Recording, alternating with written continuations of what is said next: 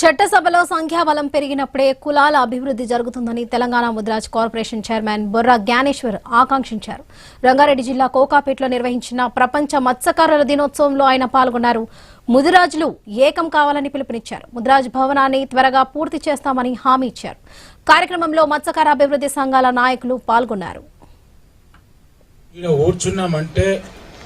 మన జాతి బిడ్డలమై ఈ జాతికి బిడ్డలమై కూర్చున్నామని తెలియపరుస్తున్నాం. ఇక్కడ ఇంతమంది కూర్చున్నామంటే గతంలో ఒక ముద్రాజు బిడ్డ అని చెప్పుకునే ధైర్యాన్ని ఇచ్చినటువంటి కాసాని జ్ఞానేశ్వర్ కానివ్వండి, బండ ప్రకాష్ అన్న కానివ్వండి, చాలా మంది పెద్దలు వేదిక మీద ఉన్న వాళ్ళు కానీ వేదిక ఈ రోజు లేనటువంటి కూడా శిరస్సు వంచి పాదాభివందనం చేస్తున్నాం.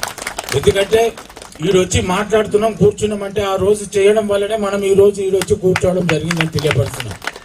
ఎవరిని తప్పు భావించడం లేదు. నేను ఎవ్వరికి శత్రువును కాదు, నాకు స్వార్థం లేదు, నాకు ఎవరు శత్రువు లేరు అనుకుంటా.